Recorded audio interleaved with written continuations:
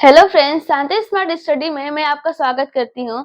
दोस्तों, जैसा कि आपको पता है कि मैं आज सूर्य ग्रह और चंद्र ग्रह के बारे में पढ़ाने वाली हूँ, क्योंकि मैंने इसको पहले ही लिखा है। लेकिन दोस्तों, आपको ये पता है कि जो सूर्य है वो हमारे सौरमंडल में सबसे बड़ा ऊर्जा का स्रोत है या प्रकाश का स्रोत है।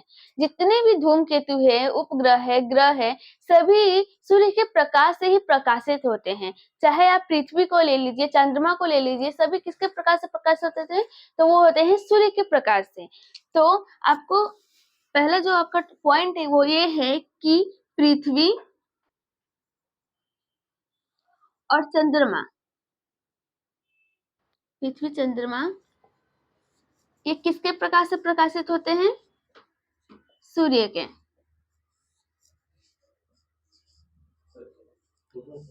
सूर्य से। क्यों सूर्य के प्रकाश से प्रकाशित होते हैं? वो इसलिए क्योंकि जो सूर्य है, सूर्य एक तारा है। सूर्य क्या है? सूर्य तारा है।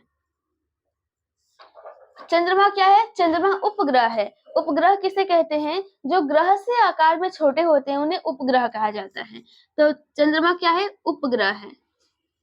उपग्रह। जो हमारी पृथ्वी है ये क्या है? ग्रह है। और चंद्रमा किसका उपग्रह है? हमारी पृथ्वी का उपग्रह है।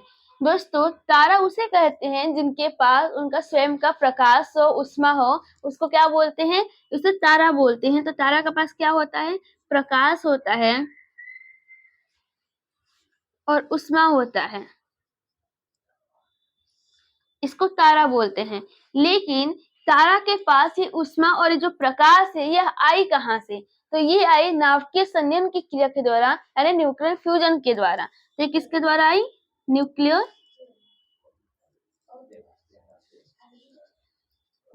फ्यूजन के द्वारा।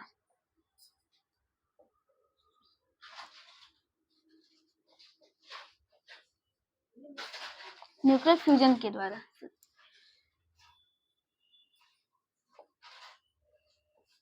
और न्यूक्लियर फ्यूजन में क्या होता है? न्यूक्लियर फ्यूजन में होता है कि यहाँ पे जो हाइड्रोजन होते हैं वो हीलियम में कन्वर्ट हो जाते हैं।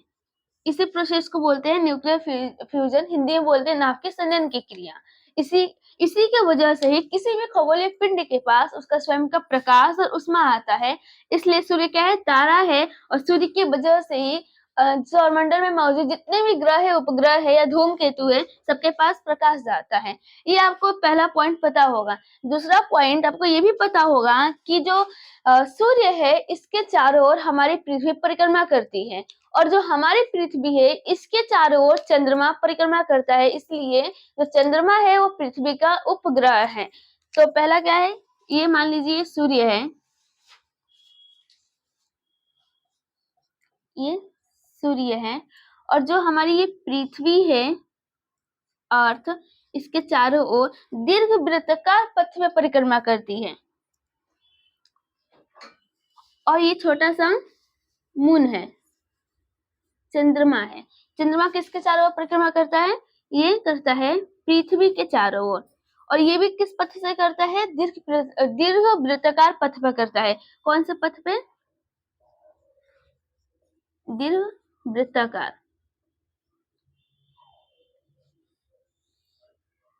और कौन सी दिशा में करता है? तो ये पश्चिम से पूर्व दिशा में करता है। और हमारी पृथ्वी भी सूर्य की परिक्रमा पश्चिम से पूर्व की दिशा की ओर करती है। दोस्तों, यहाँ तक आपको पता होगा। लेकिन दोस्तों, हमें पढ़ना है सूर्य ग्रह और चंद्र ग्रह के बारे में। दोस्तों, हम लोग सूर्य ग्रह और चंद्र ग्रह को भी देखते हैं, लेकिन एक उदाहरण से। उदाहरण ऐसा है कि जैसे कि आप गांव में गए होंगे, तो गांव में क्या होता है कि हर समय लाइट नहीं रहती है, कभी कभी लाइट चला जाता है, और अक्सर रात के समय में भी जल्दी चला जाता है। तो दोस्तों, तो जो रात के समय में लाइट चली जाती है तो लोग क्या करते हैं? टॉर्च का यूज करते हैं। आपने टॉर्च शायद देखा होगा। तो जो टॉर्च क्या होता है? टॉर्च से रोशनी निकलती है।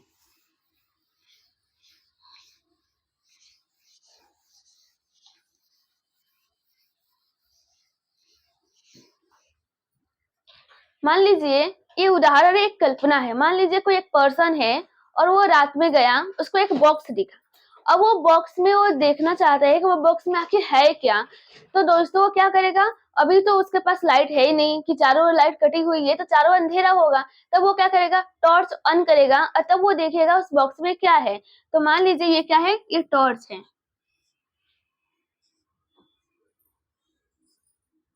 ये क्या है? टॉर्च है।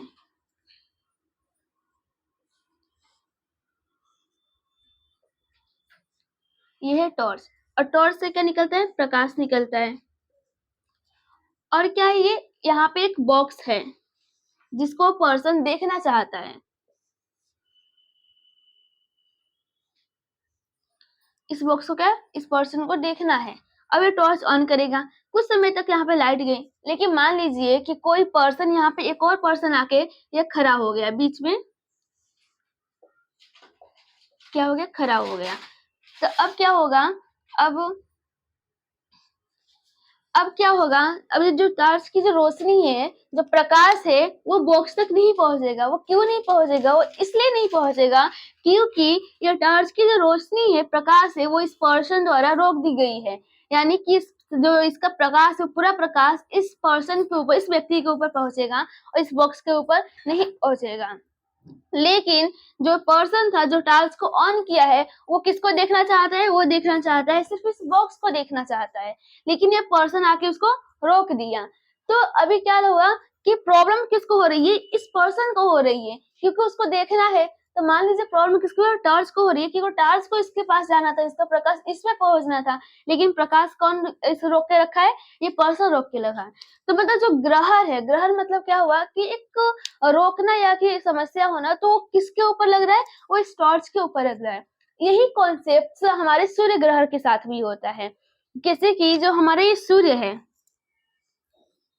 जैसा कि मैं आपको बताई हूँ कि सूर्य सौरमंडल का जो एक सबसे बड़ा स्रोत है प्रकाश का। तो जो टॉर्च से जो प्रकाश निकल रहा है, मान लीजिए कि ये क्या है? ये सूर्य है।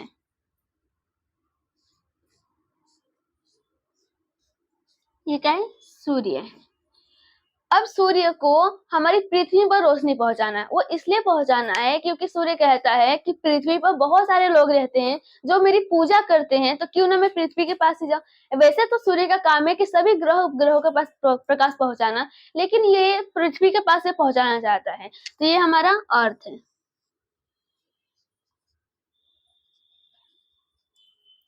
अर्थ है। लेकिन जो मून है, वो क्या करता है? वो बीच में आ गया। उसने बोला कि मुझे ये प्रकाश चाहिए, तो ये क्या आ गया? बीच में आ गया, यहाँ पे आ गया। और ये जो मून है, वो कौन सा? ये पर्सन को मान लीजिए कि मून पर्सन, ये मून है। तो ये हमारा अर्थ है, ये क्या है? मून है। अब ये बीच में आ गया, तब जो सूर्य का जो प्रकाश है वो पृथ्वी तक नहीं पहुंच पाएगा। क्यों नहीं पहुंच पाएगा?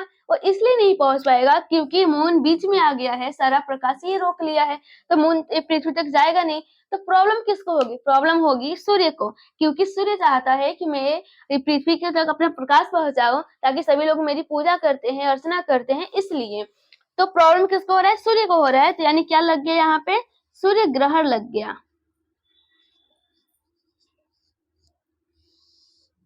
सूर्य ग्रहण लग गया। इसको हम लोग फिर से अच्छे से समझते हैं।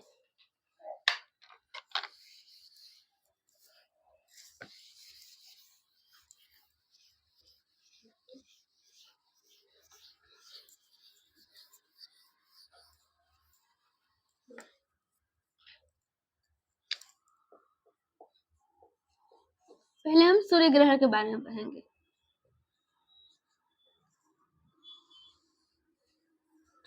सूर्य ग्रहण में क्या होता है दोस्तों? जो मैं आपको उदाहरण बताई वो आप एग्जाम में मत लिखिएगा, क्योंकि वो सिर्फ एक कल्पना है, वो एक इमेजिनेशन है। लेकिन जो इसका मेन मुद्दा है वो ये है कि सूर्य ग्रहण वो होता है जब सूर्य और पृथ्वी के बीच में चंद्रमा आ जाता है, तो उसको बोलते हैं सूर्य ग्रहण। अब चंद्रमा कैसे आ जाएगा? जैसा कि मैं आपको पहले ही बताई कि जो हमारा सूर्य होता है, इसके चारों ओर हमारी पृथ्वी परिक्रमा करती है। तो ये सन है, और इसके चारों ओर कौन परिक्रमा करता है? हमारी पृथ्वी, अर्थ। वो भी दीर्घ वृत्ताकार पथ पे। और ये मून है, ये भी क्या करता है?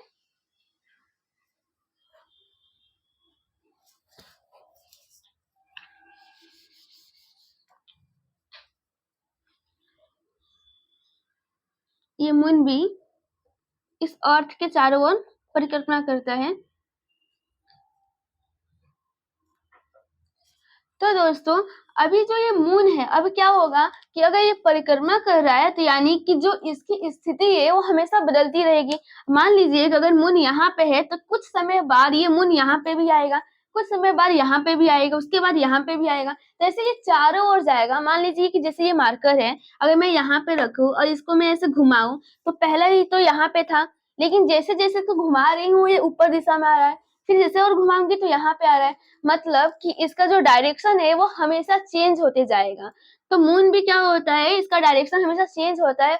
वो इसलिए होता है क्योंकि पृथ्वी के चारों ओर परिक्रमा करता है, इसलिए इसका डायरेक्शन चेंज होता है। कुछ समय बाद मान लीजिए कि हमारा मून यहाँ पे पहुंच गया। अब मून कहाँ पे आ गया, यहाँ पे आ गया।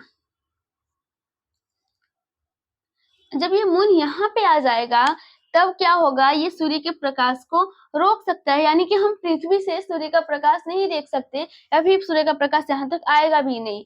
तो क्या होगा, अब प्रॉब्लम होगी सूर्य को, क्योंकि सूर्य का प्रकाश यहाँ तक तो जाना था।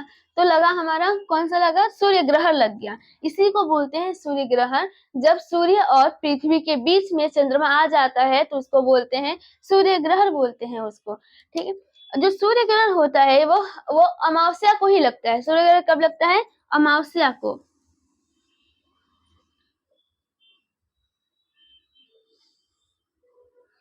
अमावस्या को लगता है।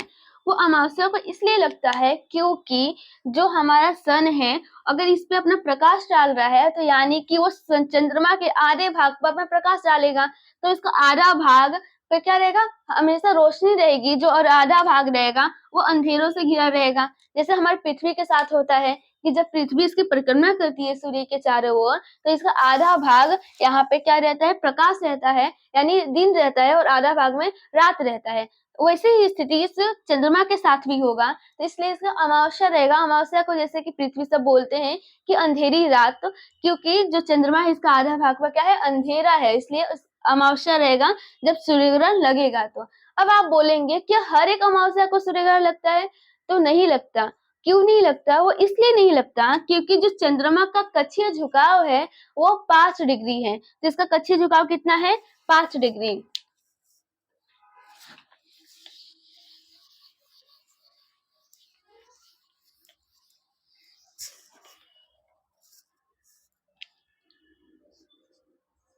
चंद्रमा का कक्षीय झुकाव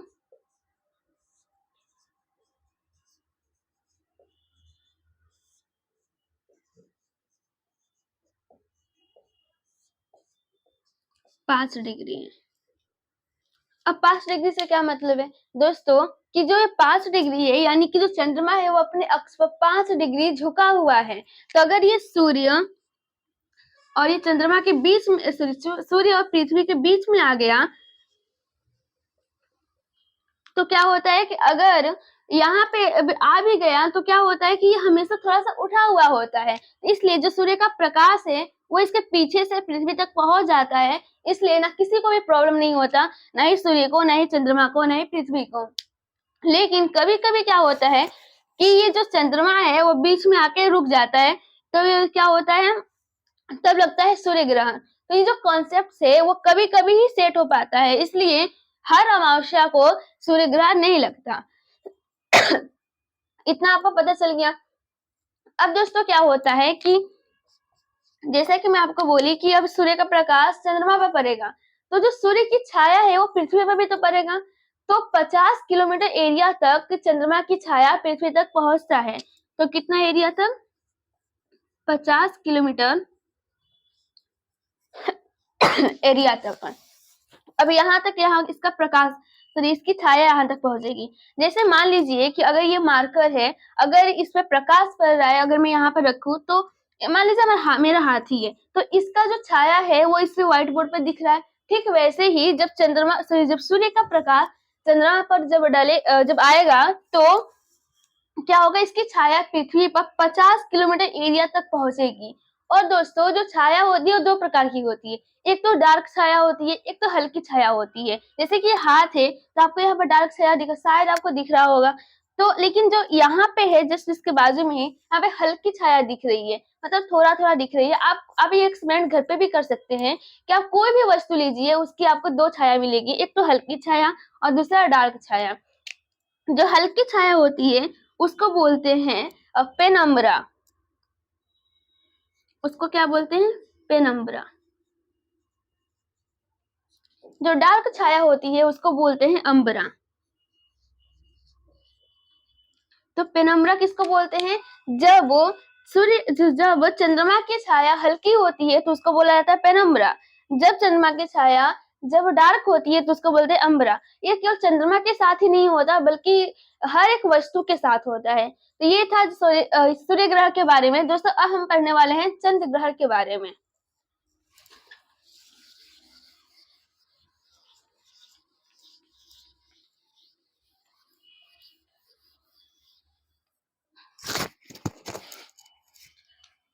अभी क्या है? चंद्र ग्रह।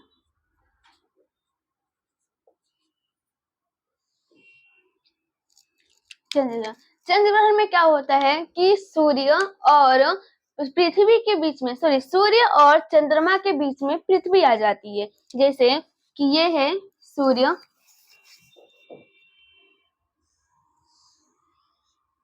ये है सूर्य और ये है हमारी पृथ्वी, अर्थ।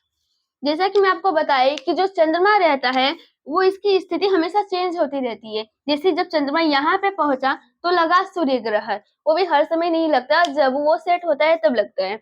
लेकिन जब ये चंद्रमा यहाँ पे पहुंचेगा यहाँ पे पहुंचेगा, ये क्या है? मून है। जब चंद्रमा यहाँ पे पहुंचेगा तो लगेगा चंद्र ग्रहण।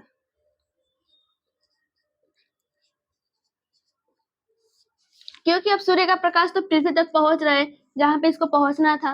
लेकिन अब प्रॉब्लम हो रही है मून को। अब मून बोल रहा है कि मुझे भी प्रकाश चाहिए। तो जब इसको प्रॉब्लम हो रही है तो इस पे लगा चंद्र ग्रहण, यानी चंद्रमा पर ग्रहण लग गया। अभी दोस्तों क्या हुआ कि अब तो इस पर ग्रहण लग गया, तो लेकिन यहाँ पे भी इस पे भी प्रकाश जाएगा। अब इस पे किसकी छाया पड़ेगी? इस पर छाया पड़ेगी हमारी पृथ्वी की, हमारे अर्थ की छाया पड़ेगी। अब यहाँ पे भी अम्बरा और पेनम्बरा हो सकता है, क्योंकि हल्की छाया भी पड़ सकती है और डार्क छाया भी पड़ेगी। तो जो अम्बरा होता है उसको डार्क छाया को बोलते हैं, और पेनम्बरा किसको बोलते हैं? पेनम्बरा बोलते हैं जो हल्की छाया होती है उसकी। जो पूर्णिमा होता है वो जो चंद्र ग्रहण होता है वो हमेशा पूर्णिमा के दिन लगता है। चंद्र ग्रहण कब लगता है? पूर्णिमा के दिन।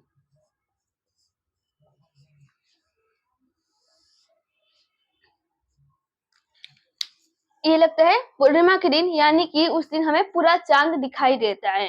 तो दोस्तों ये था चंद्र ग्रहण के बारे में। अब दोस्तों इसके बाद आएगा कि एक और खगोलीय घटना के बारे में आप नाम सुना होगा कि सुपर मून। अब सुपर मून क्या होता है मैं इसको ही बता रही हूँ।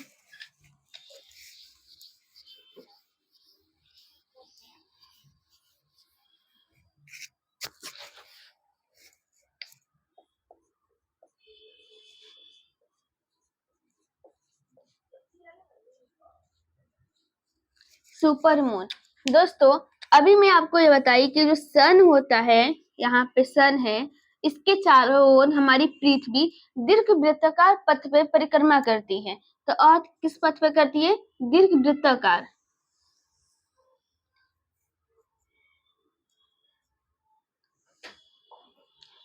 और जो हमारा मून होता है यहाँ पे चंद्रमा, ये भी पृथ्वी के दीर्घ वृत्ताकार पथ पे परिक्रमा करता है। कौन सा? दीर्घ वृत्ताकार पथ पे।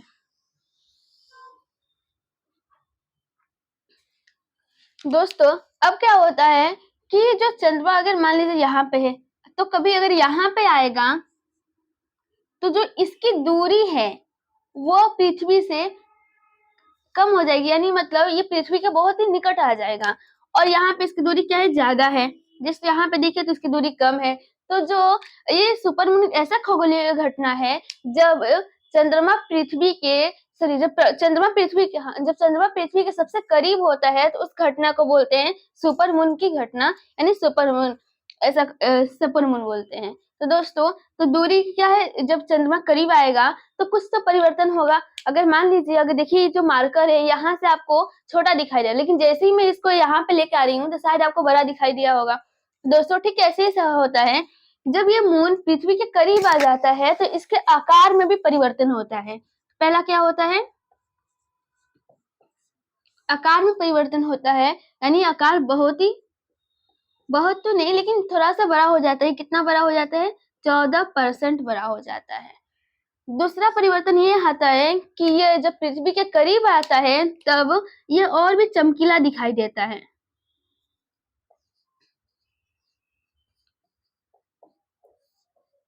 ये क्या दिखा है, चमकीला दिखाई देता है। और कितना प्रतिशत अधिक चमकीला दिखाई देता है, तो 30%। 30% ये चमकीला दिखाई देता है। दोस्तों आज की वीडियो हम इतना ही पढ़ेंगे। नेक्स्ट वीडियो में हम ज्वार भाटा के बारे में पढ़ने वाले हैं। Thank you.